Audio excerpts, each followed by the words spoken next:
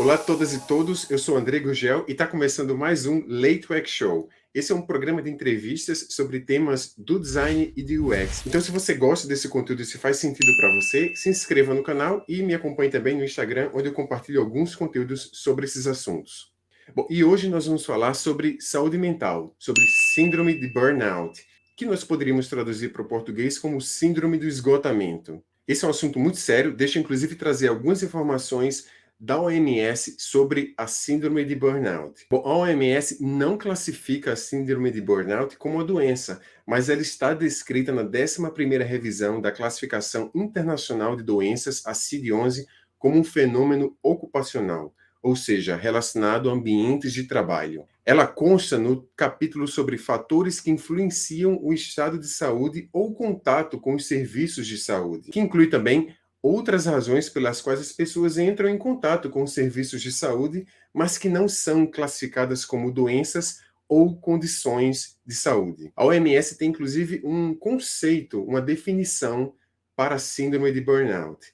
Burnout é uma síndrome conceituada como resultante do estresse crônico no local de trabalho que não foi gerenciado com sucesso.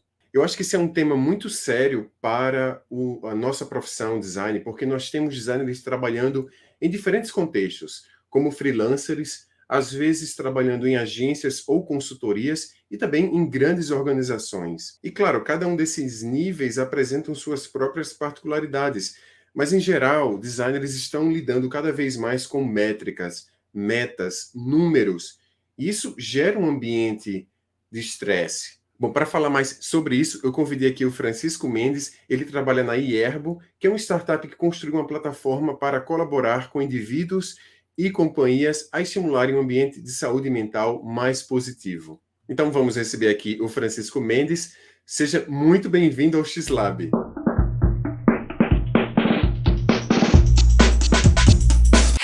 Muito obrigado, André. Um prazer estar aqui.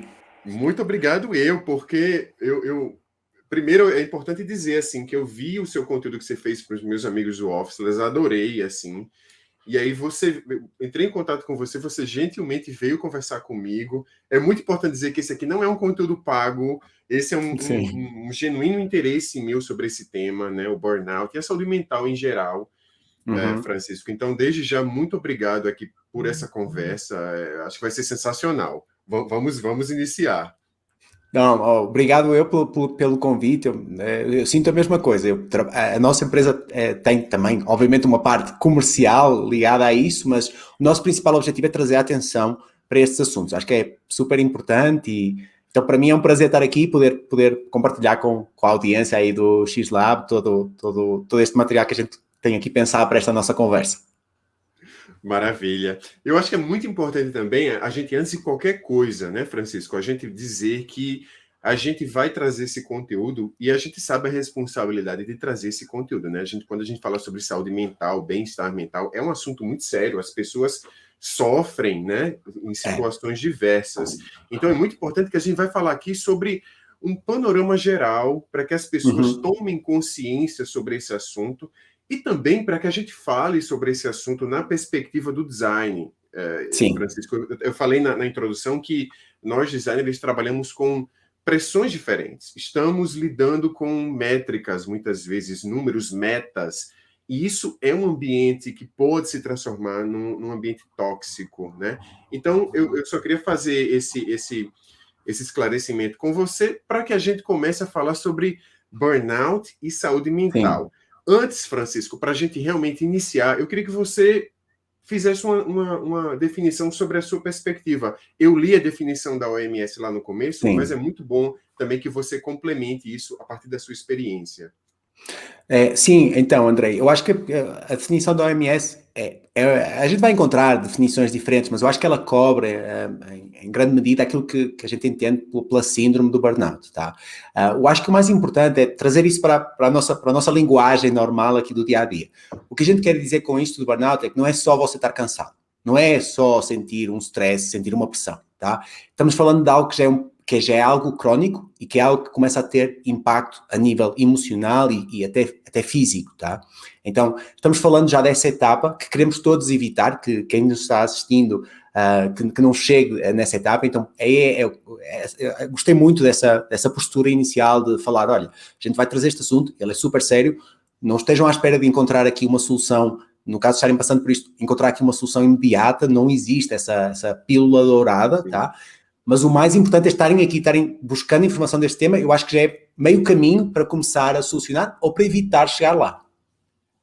Sem dúvida, Francisco, porque isso acontece, né? Acontece em várias escalas e, pelo que a gente já conversou, é um problema sistêmico, né? Porque muitas pessoas que estão passando por esse problema, elas atribuem a elas próprias, assim, nossa, eu não sou capaz.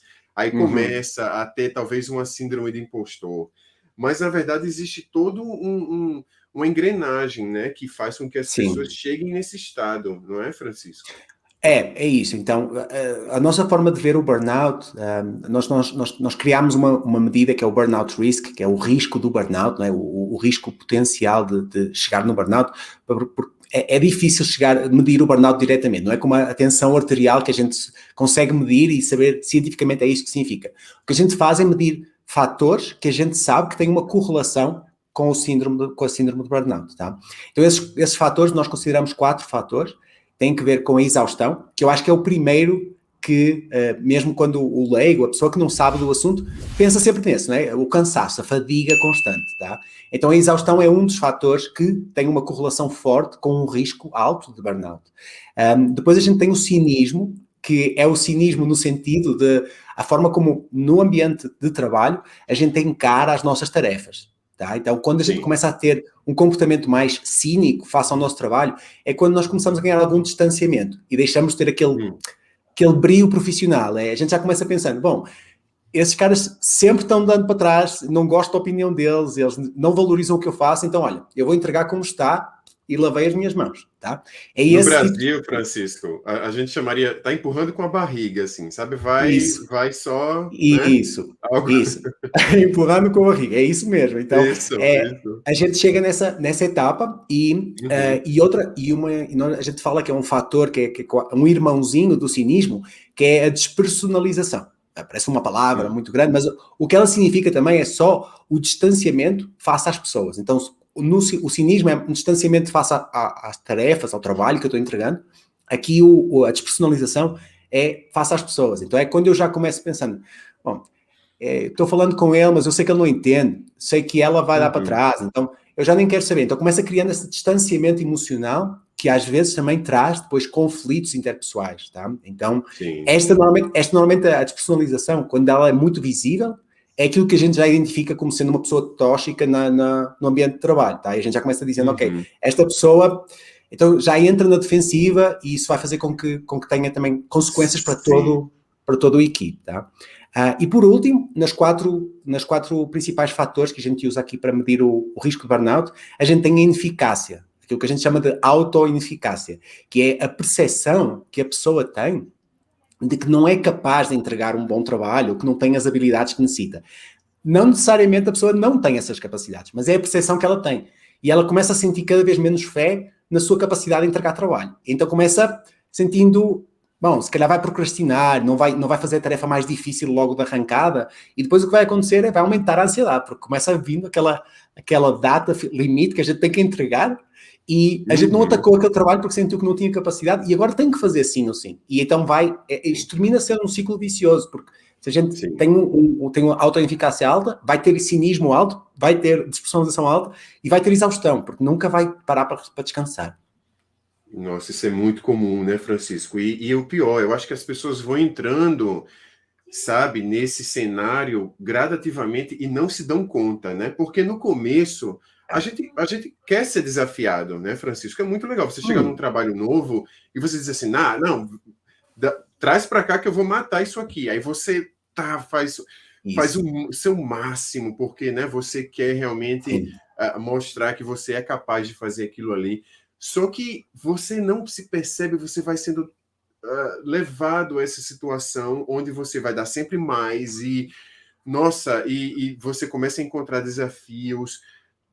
E você poderia passar com a gente assim as causas que fazem com que as pessoas sigam por essa rota sem estarem se dando conta desse perigo, dessa armadilha que elas mesmas estão Sim. criando para elas próprias? Deixa eu vou falar delas, sim, vou falar dessas causas, mas deixa eu Tá.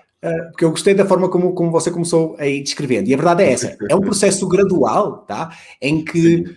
não é que eu hoje sou uma pessoa super saudável, engajada com o meu trabalho, mas também com a minha vida social, e amanhã acordo e já está tudo caótico. Não é assim, é um processo gradual e a gente vai chegando nele normalmente sem dar conta e sem perceber que em algum momento eu posso sair desse ônibus, tá? Tem sempre essa possibilidade, não é? Mas só se a gente identifica onde está, não é?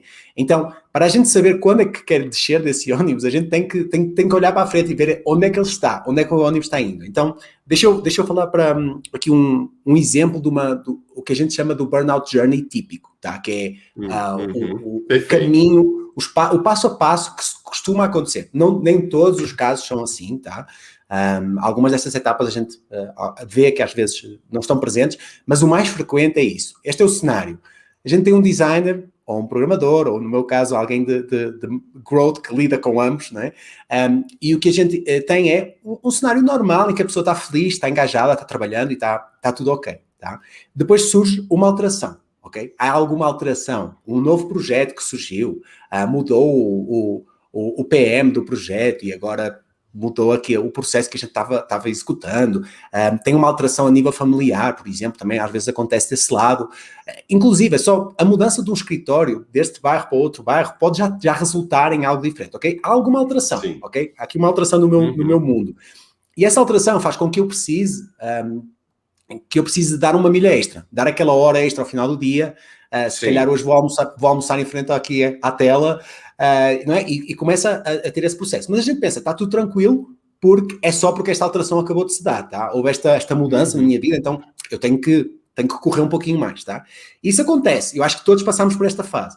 Depois a próxima fase já é uma fase em que a luta já começa a ser real, já começa a ver, ok, isto já não é só parar de vez em quando não almoçar, ou almoçar correndo, ou estar checando os e-mails quando estou deitado, é já começar a ver que há uma acumulação, a caixa de entrada está um caos, tá, lá no e-mail, o Slack está feito pinheirinho de Natal, todo cheio de luzes por todo lado, não é? Então está tudo Sim. está explodindo por todo lado, mas eu acho que consegui. Né? Está acumulando, mas sim, eu vou e eu trabalho no sábado, eu trabalho a próxima noite, então vai ter esse processo. E aí é quando a pessoa começa a tomar iniciativas que vão prejudicar a recuperação energética.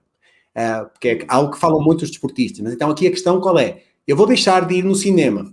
O meu amigo que me ligou para o aniversário, eu vou dizer, olha, não vai dar para ir. Tá? Eu começo a estar menos tempo com a família. Se calhar eu ia no ginásio, na academia, né? Vocês falam academia, a gente fala ginásio. Vou na academia, já vou deixar de ir esta vez porque não vai dar. Eu tenho que entregar este projeto, está na hora. Então, eu começo fazendo isso e eu entro numa etapa já em que estes padrões negativos de trabalho, em que eu já não estou ligando para o meu calendário, já perdi o calendário, já disse a agenda, já foi. Isso agora já não é meu. Alguém já tomou conta e eu só vou na resposta e já começa a criar alguma apatia, começa a criar um distanciamento do meu trabalho e aí começa a bloquear a criatividade, porque eu não estou recuperando. Então, eu estou todo o tempo, tentando correr atrás. E quando a gente está correndo atrás só, a gente consegue fazer isso durante um período curto, mas no tempo vai levar a um processo de esgotamento, vai levar a uma perda de criatividade, que depois vai trazer uma perda de autoconfiança, vai fazer com que a qualidade do trabalho baixe e vai fazer com que em algum momento a pessoa não vai querer sair da cama, vai dizer, sabe, tem que levantar outra vez para trabalhar nisto, este projeto, estas pessoas, não estou gostando. E então, esse é o momento em que a pessoa começa a pensar, bom, será que aquilo que eu sinto é só cansaço? Então começa a pensar em férias, afasta durante um par de dias, durante uma semana, certo? Vai tentar afastar e de facto, ao afastar do local de trabalho, as coisas melhoram. O problema é quando volta. E quando volta, as condições estão todas lá. O Slack está lá. Exato. O e-mail está lá, tá? O sistema de project management está acumulado, né? Às vezes acumulado. Você estava fora. Exatamente. Então a pessoa depois vai sentir aquela culpa. Eu estive fora, não devia ter estado fora. Agora as coisas estão pior do que estavam, tá? Então agora tenho que correr ainda mais. E aí é o momento em que a pessoa normalmente tem que buscar ajuda, tem que procurar ajuda externa, porque já não vai conseguir solucionar isso, e é um momento em que começa uma apatia forte, as pessoas podem ter tendência a criar problemas de ansiedade graves, problemas inclusive de depressão, e aí são os momentos em que tem que levantar a mão e tentar começar esse trabalho, esse trilho de voltar a uma situação de bem-estar mental, tá? E esse processo pode ser bem longo, que é normalmente quando a pessoa começa a pensar em ano sabático, tem sempre a pessoa que decide mudar de vida e diz, olha, já não vou mais ser designer, não vou mais trabalhar para outro, vou trabalhar apenas em nome individual, vou mudar de vida, vou escrever contos para crianças, eu já não consigo mais isso, não é? E não é necessariamente, só que o que a gente quer evitar é que a pessoa tenha que tomar decisões na pressão daquilo que está a sentir nesse momento. Então, esta é a jornada típica que a gente encontra, este caminho típico que a gente encontra até ao burnout, e que queremos aqui que as pessoas consigam identificar se estão em alguma destas etapas. Tentem parar, tentem ver como é que podem sair baixar desse ônibus, né? Descer desse ônibus e não deixar chegar nesse ponto tão negativo. Exato, Francisco. Você respondeu perfeitamente, assim, esse caminho, né, que a pessoa vai levando. Claro, cada pessoa vai ter sua própria jornada, mas, em geral, certo, existem esses pontos de congruência, né, sim, da exaustão, sabe, do sentimento que está perdendo o controle. E é muito interessante quando você traz isso, porque a gente percebe como é um aspecto sistêmico, ou seja, não é só sim, relacionado a você, é ao seu ambiente, certo. são os recursos que as empresas oferecem para as pessoas, é o seu líder, né, que Uhum. precisa estar atento também a isso. Como é que a gente poderia tratar agora desse tema, levando para esse lado, aos recursos que as Sim, pessoas têm acesso, e como é que elas podem, eu não sei, sabe, colaborar para que isso seja debatido, porque a sim. solução individual não vai ter, pelo visto, né? Eu acho que não, então, você falou tudo aí. Eu acho que tem aqui uma responsabilidade partilhada. Eu acho que não vai ser nunca responsabilidade apenas da empresa, tá? No caso, se está trabalhando apenas para uma empresa, também sabemos que muitos dos que estão assistindo podem trabalhar como freelance, seja exclusiva ou seja Sim, complementando alguma. Mas a verdade é, a empresa não consegue por si mesma ter a resposta para tudo, tá? O líder direto também não tem a resposta para tudo. E o indivíduo sozinho também não a tem. Mas o balanço entre todos eles é aquilo que vai permitir criar espaços que vão permitir conversas honestas e abertas, que vão evitar chegar nesse momento de burnout. sim, Então, sim, antes da gente ir falar um bocadinho mais especificamente o que é que o líder pode fazer para criar esses espaços, deixa eu tocar perfeito. aqui um ponto legal que você falou, que é a questão dos recursos. Tá? Uhum. Então, a gente falou aqui, até agora falou do burnout, tá? E eu falei do risco de burnout, tem 4 dimensões que a exaustão, o cinismo, a despersonalização, a ineficácia, tá? Que levam a esse burnout. Mas existe um outro lado, tá? Da moeda, que é o work engagement, que é o engajamento no trabalho, não é? Que a gente ouve muitas vezes falar. Então aqui é algo que eu também acho que muitos de vocês podem também já ter visto. Acontece muito com o empreendedor, o cara que está lançando a sua empresa que é apaixonado pelo tema. Acontece com o designer que tem uma paixão paralela de impressão 3D, de cómics, do que for, e para essa paixão, essa pessoa é capaz de entregar um montão de horas, de estar trabalhando, um esforço cognitivo super grande, até se calhar sem nenhum tipo de recompensa futura pensada, tá? Mas a pessoa faz isso. Porquê? Porque está muito engajada com esse trabalho. Porquê? Porque sente um propósito grande. Então dedica essa energia, dedica esse foco, e esse work engagement e o burnout risk são basicamente são dois lados da mesma balança. Então, quando a gente tem um risco de burnout alto, mas também tem um work engagement alto, a gente está com foco, está trabalhando com a camisa posta, está ali, está dando tudo pela empresa, a gente sente que é possível levar esse balanço. O problema é quando o work engagement cai e o burnout risk continua alto, aí, se eu não sinto o mesmo vigor, se eu não sinto a mesma paixão por aquilo que eu estou fazendo e continuo numa etapa de alto esforço em termos cognitivos, emocionais, do lado do burnout, então aí vou ter um desfazamento e esse vai levar a que eu possa queimar, não é? Como o nome burnout indica. Então isso por um lado, não esqueçamos que o work engagement joga um papel também. Mas então, indo à questão dos recursos laborais, a gente, usando a mesma analogia aqui das balanças, o que a gente vai ver existem exigências laborais, tá? as nossas tarefas, o nosso trabalho, coloca umas demandas, uma exigência, ok? E essas são a vários níveis. É a pressão laboral que a gente sente, porque temos que entregar, sabemos que temos clientes insatisfeitos, algo que acho que todo designer sofre em algum momento, problemas de cobrança, não é? Problemas e depois também dependendo do perfil o perfil do designer, a gente vai encontrar também problemas diferentes que eles podem enfrentar. Então, o designer que é muito perfeccionista vai sentir aquela pressão de eu não quero entregar isto até estar absolutamente pronto, então vai sentir aquela angústia de o cliente está pressionando. É bem comum, não é? E também tem aquele choque, às vezes, com o cliente, que é, eu fiz algo, eu estou super convencido que, criativamente, o conceito que eu tenho está perfeito, está dentro do briefing, está exatamente aquilo que me pediram, e eu mando, e a seguir volta para trás e diz, olha, vamos voltar lá no início e vamos mudar A por B. Sim. Então, todo esse fenómeno são as exigências do trabalho, tá? Que a gente vai tendo e que são variáveis no tempo. Ao mesmo tempo, a gente tem os recursos de trabalho do outro lado, que é aquilo que nos ajudam a nivelar. E esses recursos são recursos ao nível do indivíduo, okay? Que é a minha capacidade de resposta frente àquilo que vou sendo exposto, e tem depois os recursos que têm que ver com o que a empresa, o que a equipe, o que o líder e o que a tarefa me entregam, tá? Então deixa só gastar aqui 2 minutinhos só para falar um pouquinho sobre isso, porque eu acho que é importante, tá? Importantíssimo, Francisco.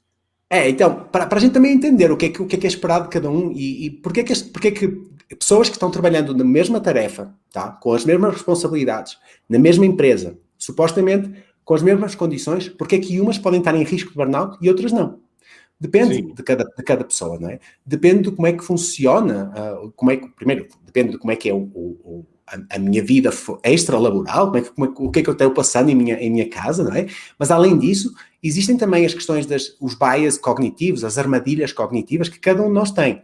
Eu sou mais dado à catastrofização. Eu penso sempre que pode chegar, o pior que pode acontecer é o que eu acho que vai acontecer, não é? E se calhar aqui o Andrei é mais dado a pensar na procrastinização. Talvez seja mais difícil agarrar as tarefas mais difíceis primeiro. Bom, cada um de nós vai tendo algumas destas armadilhas cognitivas que influenciam como é que a gente vai reagir às diferentes situações, tá? Acho que é intuitiva essa parte. Então, o que é que nós temos do lado da empresa? Temos a questão das recompensas, tá? A empresa é quem define qual é que é o meu salário, qual é a minha recompensa financeira e recompensas não financeiras. Será que eu posso gestionar o meu próprio tempo? Eu posso tomar 2 horas de almoço hoje porque quero tomar 2 horas de almoço? Amanhã eu posso sair porque é o aniversário da minha mãe e não tenho que estar pedindo autorizações? Então, esse tipo de recompensas, eu tenho-as ou não tenho na minha empresa? Qual é a minha satisfação com elas? Se essa satisfação é alta, vai fazer com que eu tenha mais resiliência para enfrentar as exigências do trabalho, tá? Essa demanda. Sim. Então, e só um detalhe sobre essa questão. Claro. É muito interessante que a gente vê empresas que colocam lá um tobogã, sabe, um campo de futebol dentro e assim, isso a mesinha do ping-pong, isso não necessariamente é o que as pessoas estão precisando, não é, Francisco? Acontece isso também, as pessoas têm outras necessidades. Eu acho que todos já vimos isso. Exato. É bem comum esses relatos. Então, são os recursos certos, né? Não são os recursos, vamos colocar aqui uma mesa e vai estar tudo certo. Você vai poder relaxar aqui jogando videogame. Não é bem isso, né? Não é bem isso. Eu acho que tem essa questão aí da empresa que coloca o videogame e depois não tá alguém passando, olhando, vendo quem está jogando videogame. Então, quer dizer, não é esse o propósito, tá? Quando a gente fala aqui destes recursos, pode até jogar atenção, não estou dizendo que não possa ter sentido ter esses espaços, ter essas coisas lúdicas no escritório, sim. Mas tem que estar alinhado com a cultura que a gente tem na empresa, não é? Exato. Quando a gente vê aquela empresa que vem é super... junto com outras coisas, né? É isso. Eu já encontrei empresas que são super top-down, com não vou falar qual, mas uma empresa onde eu trabalhei, a gente tinha que tratar o nosso CEO, tinha que tratar ele por engenheiro, tá? E depois a gente coloca uma mesa de ping-pong. Quem vai jogar? Ninguém vai jogar, porque a gente sabe que não é uma coisa bem vista. Então, tem que ser alinhado com a cultura, tá? Mas, então, do lado da empresa, a gente tem esse tipo de recompensa. Quão satisfeito eu posso estar enquanto profissional com a recompensa que eu estou tendo, financeira, não financeira. Quão valorizado eu sinto, ok? Eu acho que o trabalho que eu faço acrescenta valor e as pessoas veem esse valor, e quão orgulhoso eu sinto daquilo que eu faço, né? Se eu trabalho para a tabaqueira, bom, vai ser um pouco difícil, pelo menos eu acharia um pouco difícil a gente sentir orgulho naquilo que eu estou fazendo. Né? Estou conseguindo vender mais cigarro. É um pouco difícil, não é? Quão orgulhoso eu sinto daquilo que eu estou fazendo. Tá? Esses fatores são os fatores de recurso que a empresa oferece para a gente. Tá? E esses recursos, quanto mais satisfeito eu estou com esses recursos, mais eu vou conseguir combater as exigências do outro lado. Tá? Então, passando rapidinho pelos outros, no caso do líder, tá? O líder tem algumas responsabilidades fortes. Uma é explicar qual é o... Então, uma é explicar qual é o cargo. Eu tenho que entender quais é que são as expectativas do meu cargo. Porque às vezes eu sou contratado, eu vejo coisas, acho que todos nós vemos coisas de falar com alguém, diretor de usabilidade, e a gente pergunta, ok, como é que está a equipe, como é que vocês estão estruturados? Não, para já sou só eu. Então não é diretor. Não é? Se está sozinho, quais é que são as expectativas do cargo? Não, a expectativa é que eu faço tudo. Eu faço a investigação, eu faço a prototipagem, eu faço o desenho. Então ora, essa expectativa estava bem estabelecida quando você entrou ou não? Se estava estabelecida, ok, tudo bem. Se não estava bem estabelecida e não está claro o que é esperado do meu cargo, vai haver uma insatisfação, tá? E isso vai criar fricção. Então o líder tem uma responsabilidade aí. O líder é quem tem que chegar, o chefe direto, tem que chegar e tem que estabelecer bem claros quais são as regras. Estas são as responsabilidades do cargo, tá? Isto é o que eu espero que você me entregue. E aí, bom, aí a gente já consegue saber, pelo menos sabe como a gente fala em Portugal, as linhas com que me cosem, não é? Já sei como é que é feita aqui a vestimenta, tá?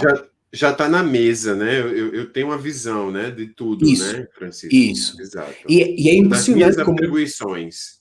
Isso. Quando a gente não tem uma clareza das funções, isso gera um conflito interno, é bem complicado. E é algo que devia ser simples da parte do líder, estabelecer essas regras. E isso é totalmente relacionado ao líder, né? Ou seja, o líder realmente, nesse sistema de variáveis aí, individuais e sabe, da cultura, o líder está ali um papel fundamental, né? Para poder equilibrar e monitorar esse burnout da equipe, né? Isso. Bem fundamental para líderes estar atento a isso. Claro, então, o líder, além da questão da clareza das funções, o líder tem que criar espaços para conversas, não é? Tem que criar feedback, tem que ter espaços de realimentação que sejam proativos, que não seja só uma vez ao trimestre, que não seja aquela reunião que a gente tem na agenda, mas que todas as semanas a gente adia. Todas as semanas a gente diz, olha, vamos ter que saltar, podemos fazer a próxima... Não, tem que criar esses espaços. Ao criar esses espaços e quando o líder traz as conversas, por exemplo, do bem-estar mental, para essas reuniões, vai sinalizar, olha, está bem a gente falar destes assuntos, é ok falar sobre isso, tá? Eu não quero que vocês sintam que isso é tabu. Não estou dizendo que eu, como líder, vou solucionar nenhum problema, mas eu, como líder, quero saber como é que você está se sentindo, ok? Se eu noto como líder que em algum momento eu identifiquei durante uma reunião algum comportamento que eu senti que isso não é a cara do André. Houve aqui alguma coisa que eu não gostei. O André respondeu de uma maneira que não é o André. Vamos falar sobre isso. Vamos entender o que é que possa estar aí por baixo. A gente no Iergo, obviamente, a gente tenta oferecer um serviço que permite, no nosso sistema, na versão gratuita, todo mundo pode fazer esse tracking da sua própria avaliação. E o bom é que você ganha um awareness. Novamente, a gente não está aqui vendendo o Iergo, não é isso. Há outras ferramentas para fazer também. Mas digo a questão de a gente identificar como é que se está sentindo e como é que os nossos colaboradores estão se sentindo, já é meio caminho para a gente poder começar a intervir e dizer, olha, senti que você está, e vi aqui nas avaliações que há uma tendência na equipe para aumentar o cinismo. E eu vi este comportamento. Vamos falar sobre isso. André, o que é que você está sentindo? Você acha que foi uma coisa momentânea? O que é que está acontecendo aí? Ao criar esses espaços, quando também o próprio líder demonstra alguma vulnerabilidade, e falando abertamente de quando ele próprio sente esses espaços, está passando a mensagem. Olha, pessoal, está à vontade, fala sobre o assunto porque é importante, tá? Mas também é importante que o líder, em dado momento, afaste e diga, olha, estou vendo que está demasiado complicada a situação, sabe o que é que eu vou sugerir? Vamos falar com recursos humanos, vamos falar com um profissional de saúde, vamos trazer alguém mais aqui para a conversa porque eu já sinto que não consigo escalar. Também É normal poder fazer essa parte, tá? É normal não resolver tudo. Francisco, eu conversei com uma pessoa essa semana, que essa pessoa entrou em contato comigo, num cenário muito parecido com esse, sabe? Assim, ela faz parte de uma estrutura muito complexa e grande, né? E ela se sentindo, sabe, frustrada porque o trabalho dela não chega no outro nível, no sentido, sabe, que tem hierarquias que ela precisa apresentar e voltar. E a gente ficou conversando sobre trabalho colaborativo, design participativo, como uma possível solução. E eu acho que você tá trazendo algo que é muito relacionado a isso, sabe? Assim, porque quando a gente tem uma postura colaborativa, participativa, todos participam, né? E eu acho que todos têm que falar. Na questão da saúde mental, como você falou, isso pode ser um tabu realmente, mas, poxa, talvez seja a solução para nesse exemplo que eu mencionei, seja talvez uma solução também, né? Eu falei relacionado ao design participativo, mas talvez até na participação da saúde mental do time, né? Do grupo, e todo mundo introduzir esse assunto, né, Francisco? Acho que esse seria... André, eu acho que é isso. Eu acho que a gente viveu durante muito tempo, ainda vive durante muito tempo na cultura do hustle, dizem em inglês, que é a coisa do eu vou e é quase uma medalha que a gente leva ao peito dizendo que eu trabalhei 16 horas, eu fiz e a gente tem que acabar com essa ideia. Aquilo que a gente quer é isso, não é essa ideia, o trabalhar horas. Aquilo que importa é o output que a gente consegue entregar, sobretudo a médio prazo e a longo prazo. A curto prazo, todos podemos aumentar a nossa produtividade com um esforço adicional, mas isso a médio prazo não vai funcionar. E isso por um lado, temos que acabar com essa ideia. Trabalhar mais horas não é necessariamente bom, não é isso que a gente quer dizer. Mas então, por outro lado, aquilo que você falou é um ponto legal aí, que é, nós estamos falando dos recursos que a empresa dá para a gente, certo? As recompensas, o sentir-se orgulhoso, valorizado, do lado do líder, o feedback, a clareza de funções, também o reconhecimento de resultados. Do lado da equipe, há algo muito importante, que toca aí num ponto legal que você falou, que é a cooperação, a colaboração que existe entre a equipe vai jogar um papel muito grande na minha satisfação. Total. Eu já estive trabalhando, eu acho que todos já estivemos trabalhando em algum negócio, em alguma empresa, onde nós não sentíamos que estávamos, inclusive, estavam pagando por debaixo do mercado.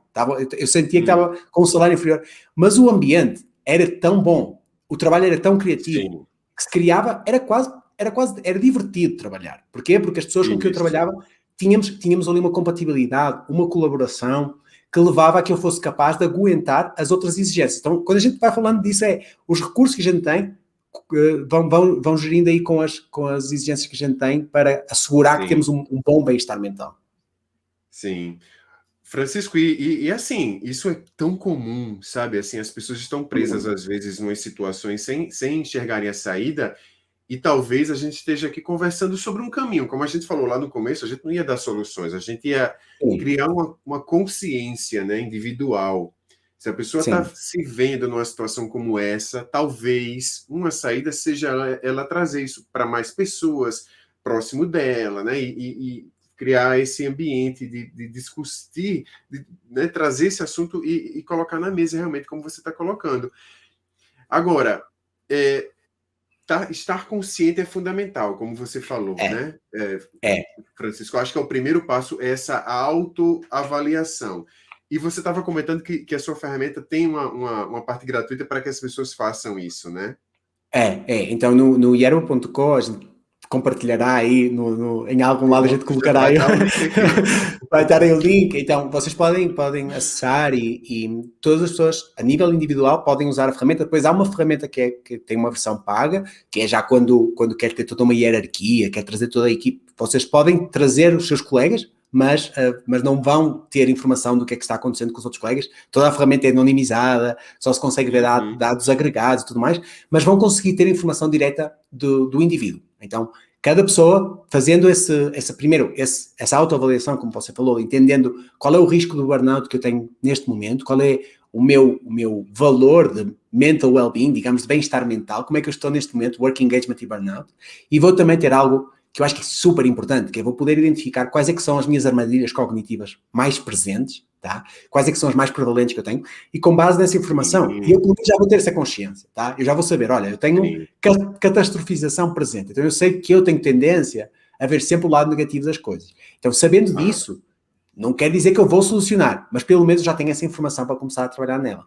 E do lado da equipe, da empresa, que eu acho que é algo que eu falei, já não recordo agora qual foi a empresa, que também não vou arriscar, mas um dos nossos clientes falava que o que eles faziam era, antes da reunião do stand-up semanal, o que eles faziam era, começavam com o gráfico da variação do bem-estar mental da equipe, anonimizado, mas em que conseguiam ver, ok, a exaustão está subindo, a gente sabe que tem aquele mega projeto que está para entregar. Pessoal, eu preciso que vocês descansem. Tem que ter algum recovery. Eu sei que vem um projeto, mas então, o líder arrancando a semana com esses dados e já dando uma indicação, olha, estou vendo que a exaustão está subindo, pessoal, vamos desligar, tá? Às 6 da tarde vamos desligar, eu entendo, mas preciso que vocês descansem porque eu preciso que sejam criativos. Ao ter esta postura, já vai trazer um ambiente diferente. Um alívio. É isso. É um alívio imediato, né, Francisco? É um alívio imediato. Ter essa possibilidade, poxa, eu já sinto, sabe, uma válvula de, poxa, é uma saída. Eu acho que é fundamental, acho que a gente está tocando nos pontos fundamentais, assim. E além da própria ferramenta, que outros conhecimentos as pessoas poderiam buscar? Onde, assim, você teria algumas dicas para que as pessoas leiam mais? É claro, eu vou colocar aqui links da OMS, que fala sobre esse assunto, para que a pessoa tenha a noção da importância disso aqui que a gente está falando, que é, sabe, é algo realmente já debatido, observado, e é preciso ser tratado. Mas que outros meios as pessoas teriam, Francisco? Você teria alguma dica? Eu queria só, antes de falar de meios específicos, eu acho que também muitas das empresas hoje em dia já começam a trazer internamente alguns destes recursos, tá? Tem várias empresas já, inclusive no Brasil, tenho falado com várias, que já têm um psicólogo disponível internamente para falar de qualquer assunto, ou têm esse serviço terceirizado e está aberto, está disponível. Então, tem sempre essa possibilidade, em muitas empresas hoje em dia já têm essa possibilidade, quero dizer, de você poder levantar a mão e dizer, olha, eu quero falar aqui uma hora com alguém, eu sinto que algo não está bem aqui, então eu quero falar com alguém. Não tem que ser sobre burnout, em geral, bem-estar mental, pessoal, tem que estar atento e tem que perder o tabu, tem que perder o medo de falar do assunto. Então, há muitas empresas trabalhando já nisso, há empresas também já criando workshops internos para apresentar estes temas de burnout, que eu acho que são super importantes. Então, se há recursos internos, usem os recursos internos, para arrancando por aí. Depois, obviamente eu vou falar no IERBO, a gente tem um montão de conteúdo que estamos construindo cada vez mais sobre estes assuntos, tá? Estamos também falando com a comunidade, como fizemos com o Officeless e com todo o prazer estamos aqui neste papo aqui na Next Lab, que eu acho que é uma parte importante, mas eu acho que vocês vão encontrar muita informação online. Deixa só puxar mais uma vez aqui para o nosso lado, só para dizer que a gente fez alguns de vocês podem ter visto o Burnout Index, que foi uma ferramenta que a gente lançou já faz mais de um ano, no início da pandemia. Já faz tempo, o início da pandemia. Então, indo para 2 anos. Indo para 2 anos, Então, quando a gente lançou o Burnout Index, a verdade é que tivemos um impacto grande em termos de participação e hoje em dia a gente tem a maior base do mundo de respostas sobre o risco de burnout. Então, o que a gente está fazendo, e vamos lançar agora em novembro, é um relatório que vai trazer, para vocês também poderem identificar em diferentes geografias, em diferentes áreas de atividade, vocês vão conseguir encontrar dados diferentes. Então, já tem algumas coisas que a gente já identificou, por exemplo, algo que eu acho que é relevante e posso só soltar aqui como um aperitivo do que vai sair nesse relatório, que eu acho que pode ser útil, por exemplo, a gente viu que as pessoas que se identificam como mulher têm um nível bastante mais alto, à volta de 20%, de dificuldade de desligar depois de um dia de trabalho do que tem quem se identifica como homem. Isso pode ter que ver com os padrões tradicionais do esforço que ainda é exigido às mulheres no lar depois do momento de trabalho, não é? Exato, pode ser, a gente não tem ainda o estudo completo, são dados, mas então, né? são dados que eu acho importantes. É isso, e eu acho que a gente também estar atento a essas coisas, a gente procurar essa informação, estar atento a essas, vai muitas vezes também ajudar a entender que a culpa não é nossa, muitas vezes a culpa não é nossa. O nosso ambiente e as empresas em que nós trabalhamos e este formato em que nós trabalhamos muito de, como eu dizia, a hustle culture, de temos que fazer, temos que acontecer, temos que break things para que as coisas aconteçam, temos que partir coisas, temos que fazer. até pode ser verdade em algum sentido, mas não podemos partir-nos a nós próprios, tá? Então, procurem essa informação, está muita coisa disponível no OMS, no IEB também há algumas coisas, e depois eu posso passar uns links mais para somarmos aí, André.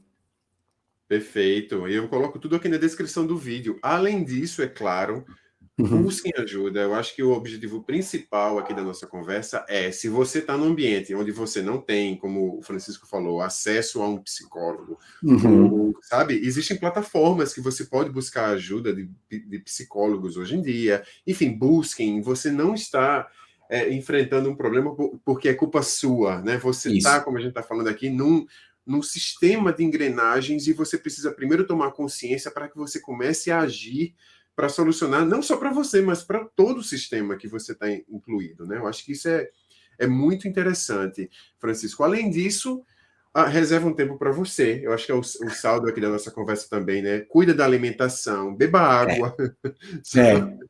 Não, sem dúvida. Eu super acho que é por importante. aí. Eu acho que a gente tem que deixar eu sei que a gente está rindo aqui e tudo mais, mas é super importante. Com certeza. A questão que eu vou falar, a recuperação energética. E energética não só em termos físicos, mas também emocionais e cognitivos. Tá? Eu não posso esperar que, se eu estou trabalhando 12 horas no dia, eu termino o trabalho e o livro que eu vou começar a ler é um livro sobre o meu trabalho, se aquilo que eu faço, se eu estou todo o dia trabalhando em um projeto criativo, estou trabalhando em design, e depois aquilo que eu vou fazer no meu tempo livre para libertar supostamente a cabeça é impressão 3D, provavelmente eu estou exigindo às mesmas áreas do cérebro que elas continuem ativas. E eu preciso de procurar coisas diferentes, eu preciso socializar, eu preciso fazer exercício, eu preciso beber água. A gente tem que continuar a cuidar de si mesmo. É a nossa maquininha, não é?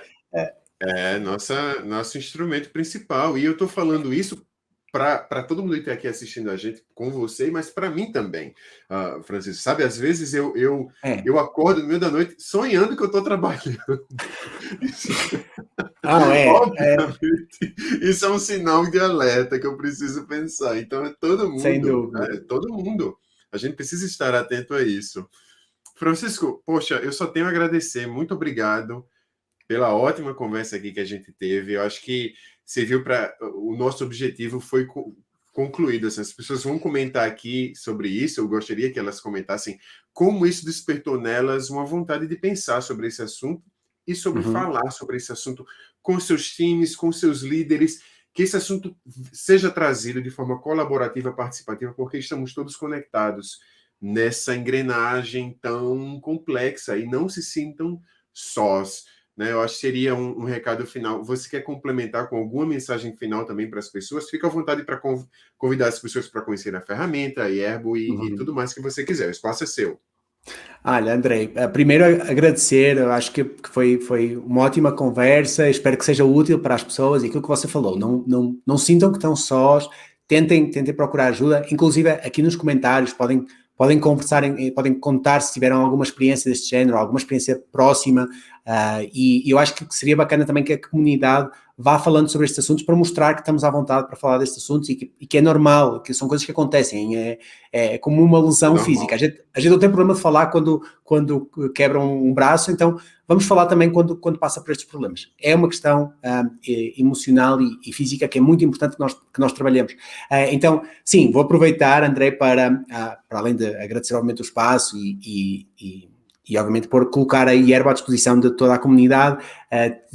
Convidamos todos aqui, entrem na nossa plataforma, temos já a versão em português, que aliás está em beta, então seria super útil também contar com a vossa ajuda, se encontram, e obviamente uma comunidade tão conhecedora de design, também todo o feedback que tenham, da usabilidade, etc., seria super bem-vindo. Nós queremos fazer uma ferramenta, honestamente, queremos obviamente fazer dinheiro, não somos uma ONG, mas queremos fazer uma ferramenta que seja usada por o maior número de pessoas na versão gratuita para que realmente estejamos ajudando o mundo a ter um melhor bem-estar mental no local de trabalho. E esse para mim, isso é aquilo que me dá aquela parte que falámos dos recursos, a parte que a mim me dá orgulho de trabalhar na Yerbo, é isso. Então, adoraria ver muitos de vocês dentro do Yerbo a curto prazo e que a gente possa continuar aí a conversar sobre estes assuntos. E, bom, não esqueçam, procurem ajuda se a necessitam e há muita coisa aí disponível na internet também para ajudar e apoiem-se na comunidade. Tá? E estes espaços como o do André eu acho que são muito, muito valiosos. Maravilha, fantástico. Uau, que legal, Francisco. Muito obrigado mais uma vez e a gente se vê por aí, então. Sem dúvida. Valeu. A gente se vê por aí. Obrigado, André. Abraço. Tchau.